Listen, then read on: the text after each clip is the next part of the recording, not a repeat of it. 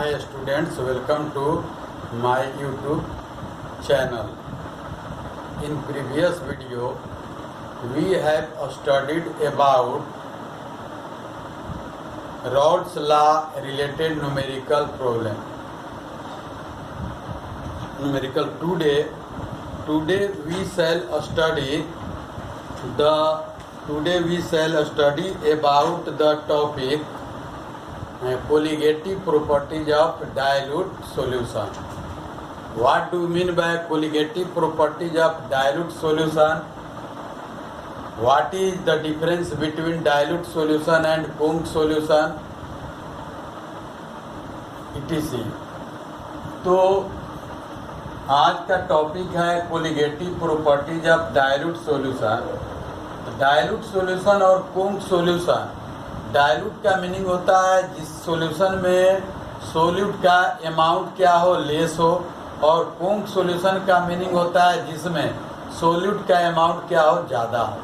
Comparative amount of solute के आधार पर किसी सॉल्यूशन को डाइल्यूट कहते हैं और किसी सॉल्यूशन को कुंग सॉल्यूशन नाम देते हैं. तो इसके आधार पर हम लोग पहला नंबर ये ध्यान देंगे कि किसी भी डाइल्यूट सॉल्यूशन के साथ जो प्रॉपर्टी साथ साथ चलेगा उसका नाम हम लोग देते हैं जनरली कोलिगेटिव प्रॉपर्टी. कह रहा है कि the properties of dilute solution which only depend on the number of solute particles present in the solution, not on the nature of the solute particles, is known as colligative property. कह रहा है कि किसी भी dilute solution का में जो solid particles है उसके अमाउंट पर निर्भर करता हो, नंबर ऑफ सॉलिड पार्टिकल्स पर, उसका नेचर पर डिपेंड नहीं करता हो, तो उसका नाम देते हैं डाइल्यूट सॉल्यूशन का colligative property. Colligative properties of dilute solution कहलाता है. सपोज कीजिए कि आपके पास शुगर का 3-4 साइज का पार्टिकल्स है और वाटर है. सभी साइज का जो शुगर पार्टिकल्स है वाटर में सोलिबिलिटी नेचर शो करता है, लेकिन सोलिबिलिटी का यह जो नेचर होगी चारों तरह के जो पार्टिकल्स है शुगर का उसका सेम नहीं हो सकता है. उसका जब भी होगा तो किसी का कम हो सकता है, किसी का अधिक हो सकता है. तो यह किस बात पर डिपेंड करता है कि किस शुगर पार्टिकल का साइज छोटा हो या बड़ा हो, या किसका सबसे अधिक होगा और किसका कम होगा. तो इसको हम लोग समझ सकते हैं कि नंबर ऑफ सॉलिड पार्टिकल्स जितना ही कम होगी, नंबर ऑफ सॉलिड पार्टिकल्स जितना ही अधिक होगा, उसमें उसकी सोलिबिलिटी क्या होगी, वाटर में ज़्यादा होता है. सपोज कीजिए कि सबका अमाउंट सेम लिया गया, 10 ग्राम 10 ग्राम 10 ग्राम, अमाउंट तो सेम है, लेकिन जिसमें सॉलिड पार्टिकल्स ज़्यादा होगा उसमें उसकी सोलिबिलिटी अधिक होगी. और बड़े साइज है तो उसमें नंबर ऑफ सॉलिड पार्टिकल्स कम हो गया, तो उस कंडीशन में हम लोग कह सकते हैं कि उसकी सोलिबिलिटी क्या होगी, तो कम होगी. और उसी सॉलिड पार्टिकल जो बड़े साइज का उसको छोटे छोटे छोटे भाग में कर दिया जाए. ये बिग साइज का है मान लीजिए कि इसके बाद ये छोटे साइज, फिर इससे छोटे, इस तरह का है. तो इसमें क्या है, अगर ये सबका अमाउंट सेम लेते हैं तो हो सकता है कि इसका नंबर ऑफ सॉलिड पार्टिकल्स इसमें ज़्यादा होगा. इसको जब डिवाइड करेंगे तो बहुत तरह के छोटा छोटा ये पार्टिकल्स आपको इसमें क्या होगा, ये मिल जाएगा. तो इसके आधार पर हम लोग कह सकते हैं कि इसकी सोलिबिलिटी क्या होगी, सबसे कम होगी, क्योंकि ये बड़े साइज का है. लेकिन इसको हमने क्या किया, इसमें कन्वर्ट कर दिया, तो इसकी सोलिबिलिटी क्या होगी, सबसे अधिक होगी. ठीक है. तो इसके आधार पर ये सोलिबिलिटी डिपेंड करता है. तो हम लोग कह सकते हैं कि किसी भी डाइल्यूट सॉल्यूशन का प्रॉपर्टी जो है depends upon number of solid particles, not depend upon nature of solid particles, is non as colligative properties of dilute solution, इसका नाम देते हैं. अब कहता है कि कोलिगेटिव प्रॉपर्टी किसी भी सॉल्यूशन का हो directly proportional to the number of solid particles present in solution. किसी भी सॉल्यूशन का जो कोलिगेटिव प्रॉपर्टी है वह must be dependent upon number of solid particles. तो हम लोग कह सकते हैं कि डायरेक्टली रिलेशन देता है। As the number of solid particles increases the colligative properties of dilute solution also increases on the basis of number of solid particles. There are 4 types of colligative properties of dilute solution. There are 4 types of colligative properties of dilute solution. First है there are 4 types. There are 4 types of colligative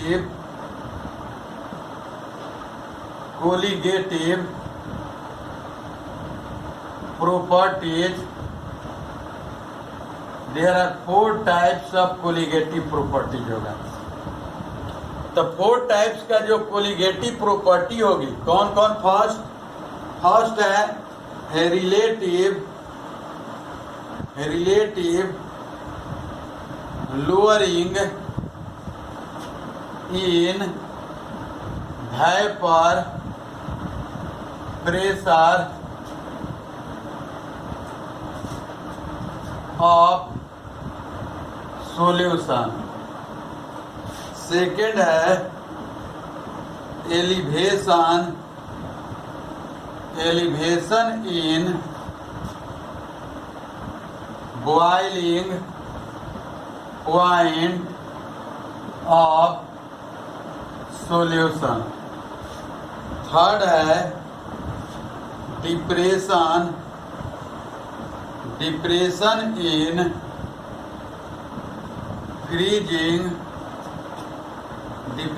in freezing point of solution। Fourth है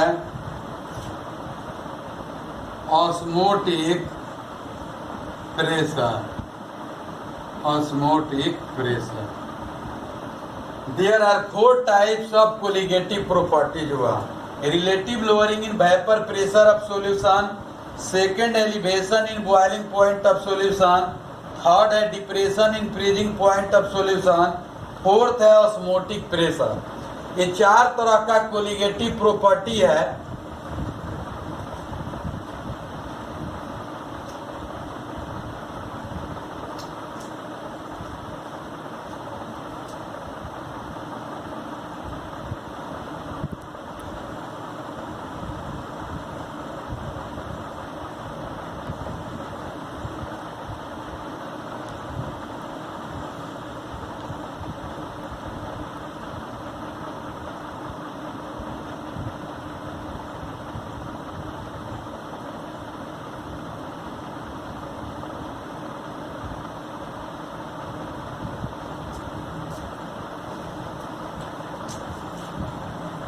Four types of colligative properties.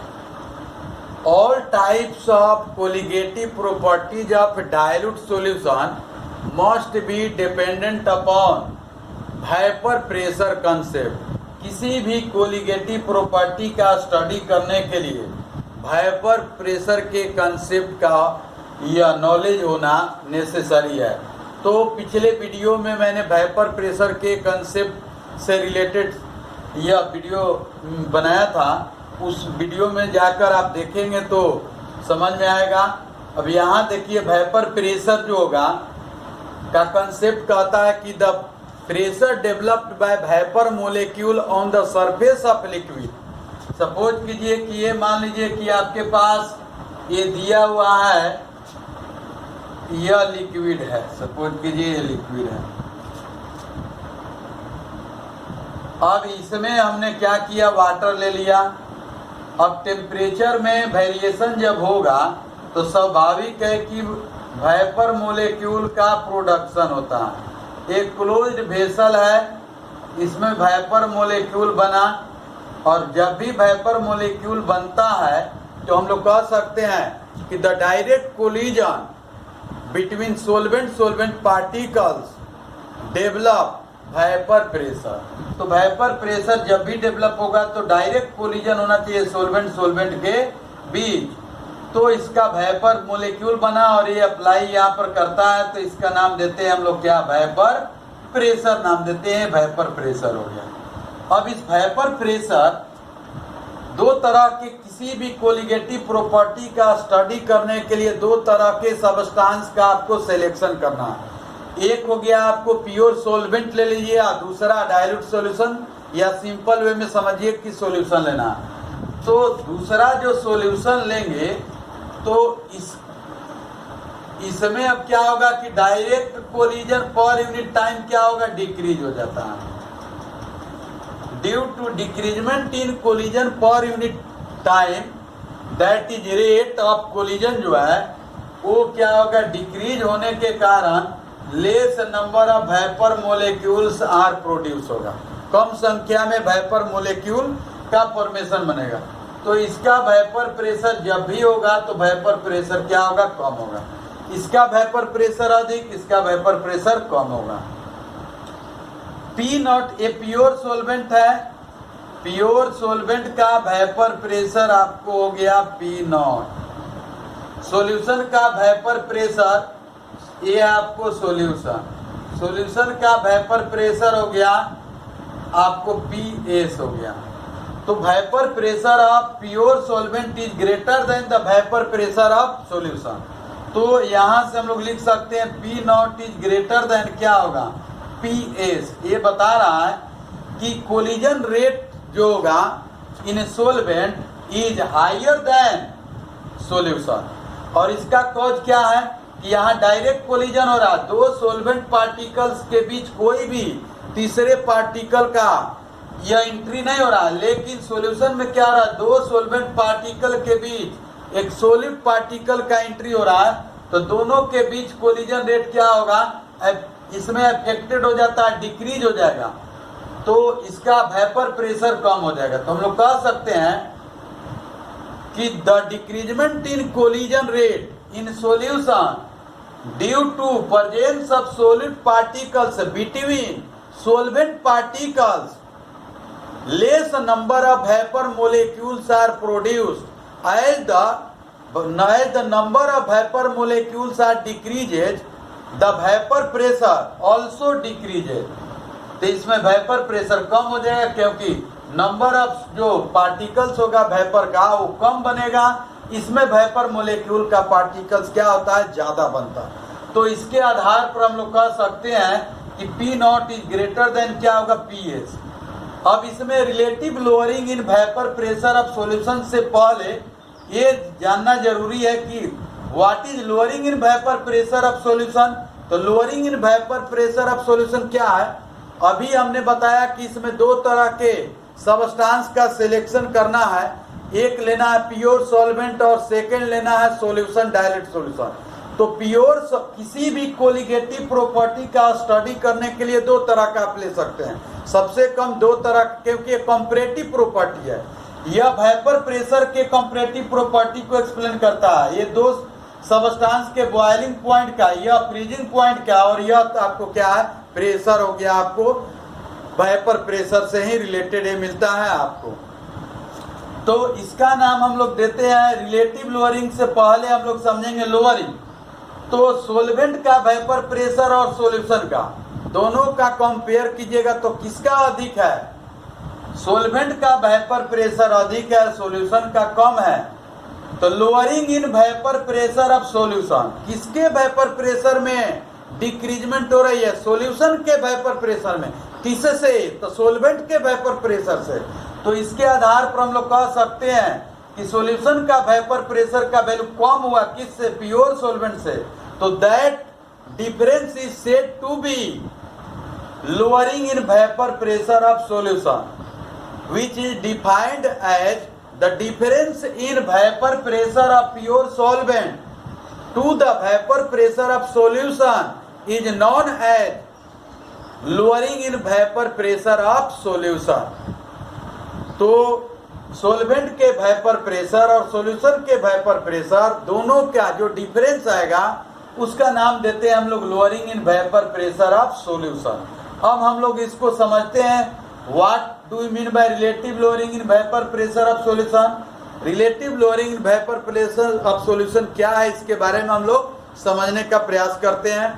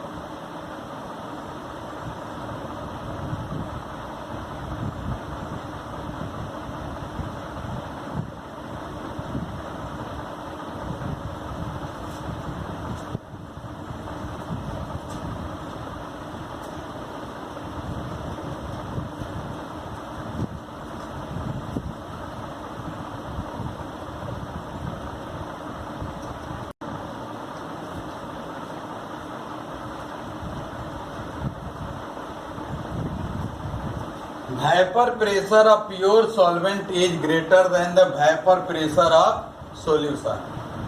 तो delta P equal to P not minus P S, इसका नाम देंगे हम लोग क्या, lowering in vapour pressure of solution. तो delta P हो गया lowering in vapour pressure of solution. Delta P equal to lowering in vapour pressure P not equal to vapour pressure of pure solvent PS equal to vapour pressure of solution. P not का value हो गया vapour pressure of pure solvent, PS equal to vapour pressure of solution, इसका नाम दिए। Relative lowering in vapour pressure of solution किसको कहेंगे, RLVP, relative lowering in vapor pressure of solution. It is the ratio of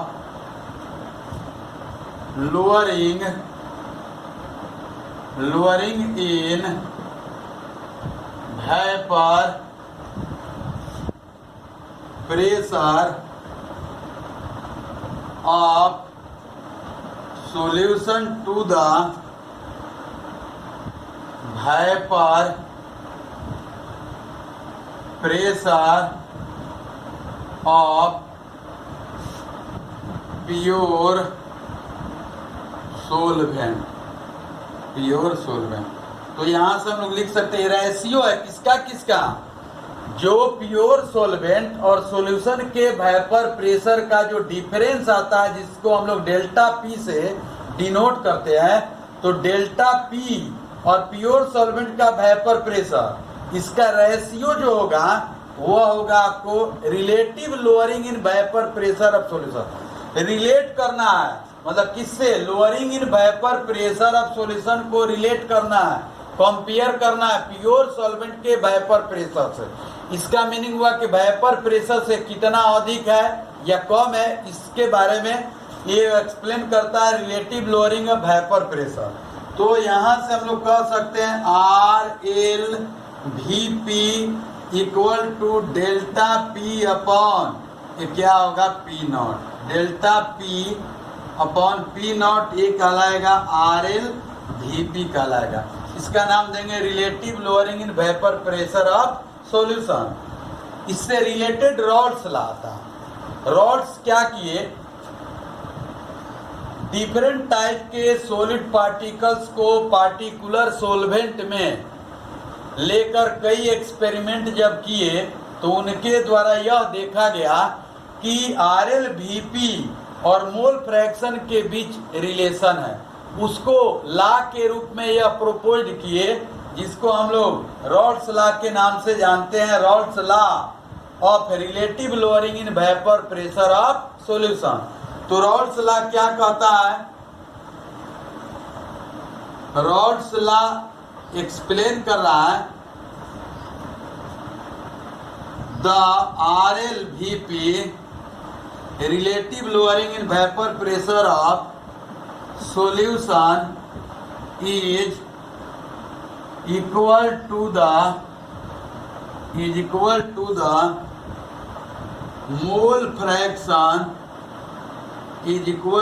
mole fraction of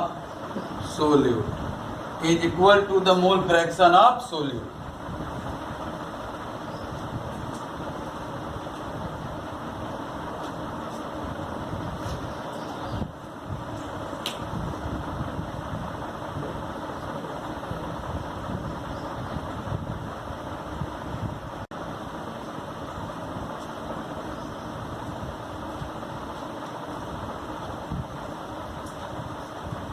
तो mole fraction के equal होगा, तो यहाँ से आगे इसको डेरिवेशन कर सकते हैं, RLVP equal to X solute, mole fraction of solute equal हुआ।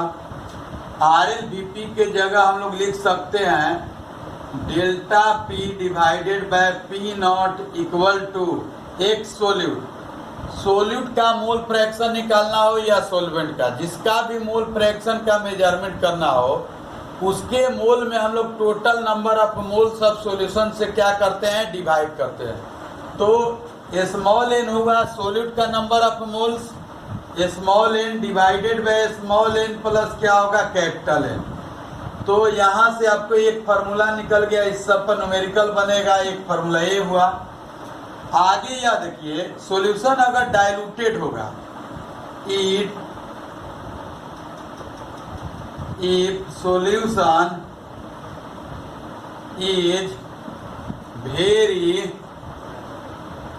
डाइल्यूटेड, अगर बहुत ही डाइल्यूट हो, पतला होगा, तो हम लोग लिख सकते हैं small n plus capital N equivalent to capital N के equal.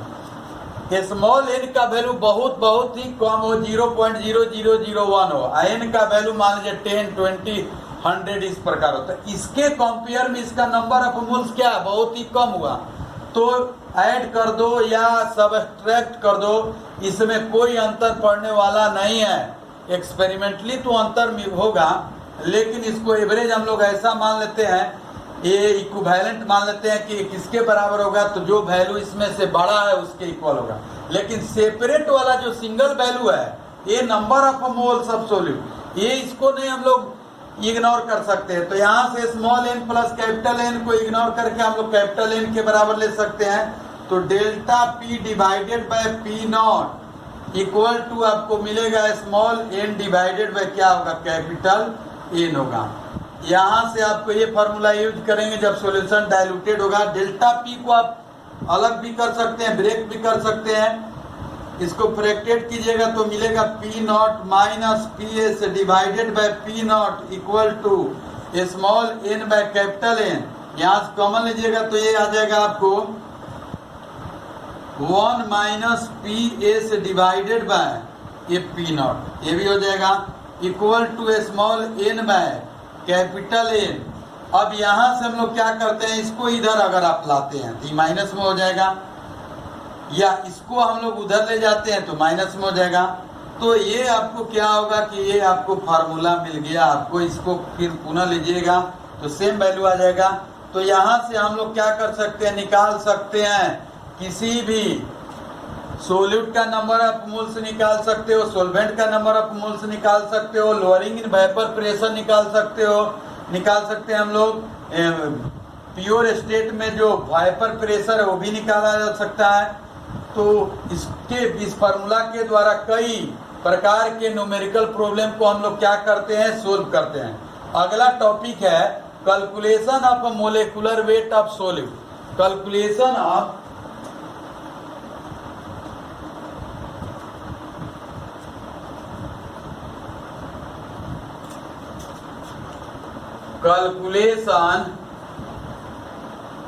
Calculation of molecular weight of solute. Solute का मोलेकुलर मास निकालते हैं। Number of moles of solute small n है, तो गिवन अमाउंट मान लीजिए इसके लिए W और मोलेकुलर मास m1 मान लीजिए। Number of moles of solvent इसका कंसीडर कर लीजिए कैपिटल N, तो ये आ जाएगा आपको W2 डिवाइडेड बाय क्या हो जाएगा, M2 आ जाएगा। नंबर ऑफ मोल्स निकल गया अमाउंट के आधार पर, क्योंकि मोलेकुलर मास निकालना है तो किसी भी सबस्टांस का जो मोलेकुलर मास इन ग्राम में लेंगे वह 1 मोल के बराबर होगा। तो यहाँ से इस फार्मूला पर हम लोग किसी भी एक फार्मूला पर इसको हम लोग पुट कर सकते हैं। तो as we know that delta P divided by P not equal to small n by capital N, यहाँ से रखिए वैल्यू। तो delta P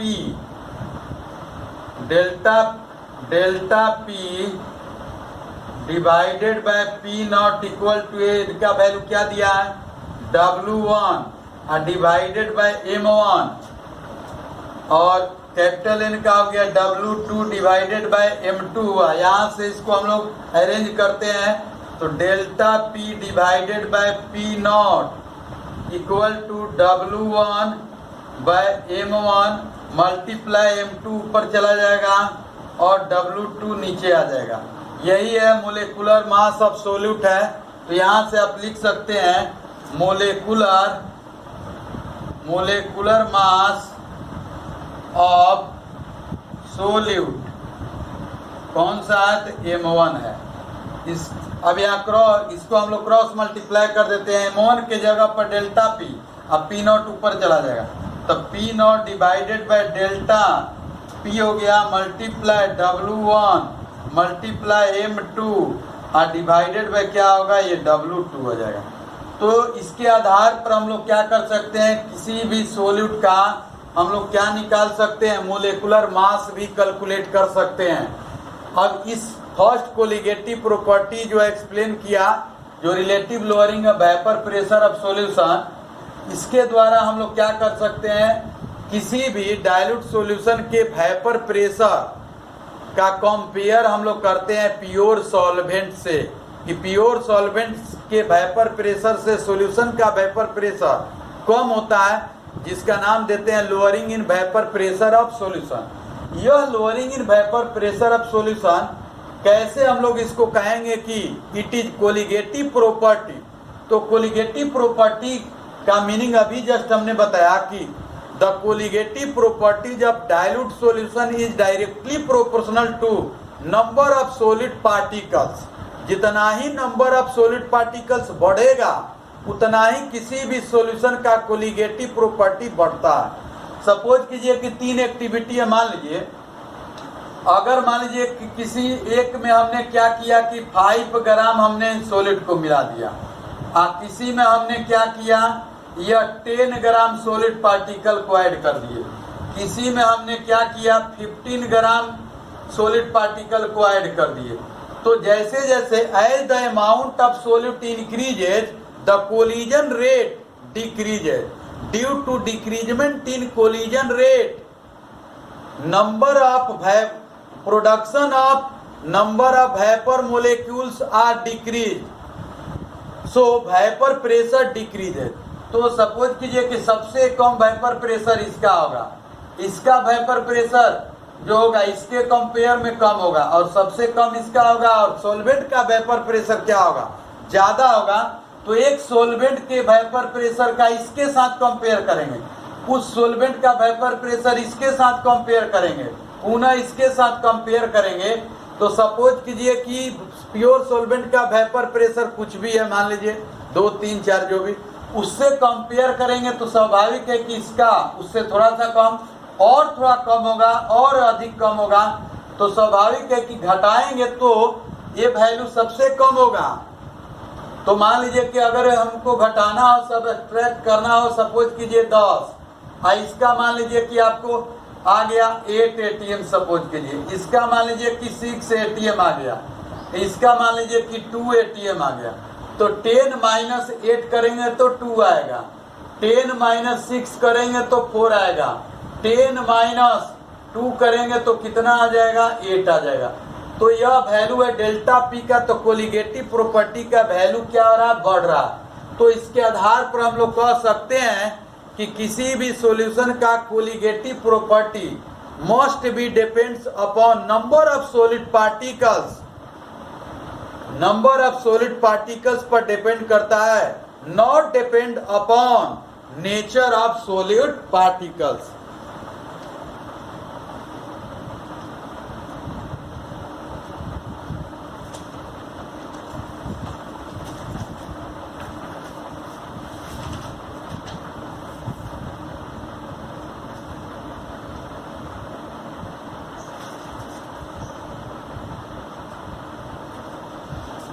first colligative property हम लोग स्टडी कर लिए, the relative lowering in vapour pressure of solution.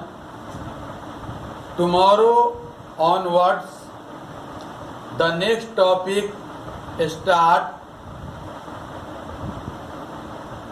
The second colligative property of dilute solution as elevation in boiling point of solution.